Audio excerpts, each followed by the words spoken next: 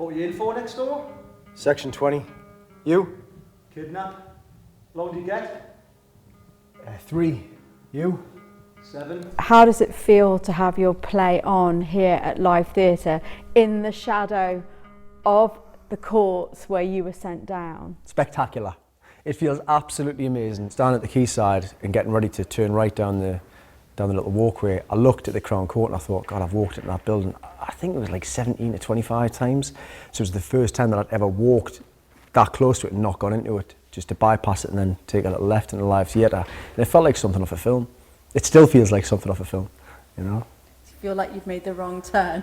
It feels like I've made the right turn. Ric Renton served time at Durham prison in the early noughties, which then had the highest inmate suicide rate in the country. The title of his new play, One Off, refers to what he'd hear shouted out regularly across his wing to announce another death. Hey, next door! Next door! Listening next door! So I've kept this as authentic as I possibly can with the language and the dynamics and you know, how we communicate, the activities that are in the cell, the bleakness.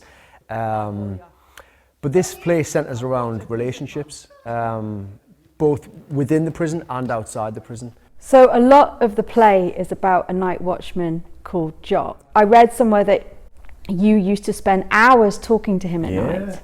Yeah, probably like 4 or 5 hours a night sometimes. He would clock on at about 8 o'clock and he would go and sort of wander up and down the unlit corridors and make sure the lads were all right, and then he would come by and we'd talk about Pop Idol and what had been on the newspapers, or like anecdotes from his past and what I was going to do with my life outside or what I was doing with it inside. I can't imagine what my time would have been like without him. He was my best friend in there, you know, which is a mad thing to say. But you never saw him? Never. Obviously there was a door dividing us, but because of the noise and him being in an unlit corridor at night, I just never saw his face. We spent the majority of the time leant back, talking through the gap in the door. If he came to this show, I wouldn't be able to pick him out, but I could pick his voice out.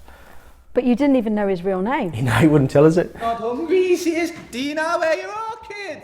I wonder what he'd think knowing that you'd written this play inspired by your relationship with him. I wonder.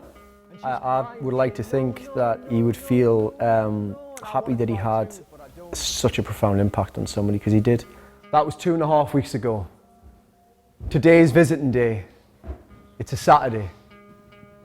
Pop Stars The Rivals has already begun.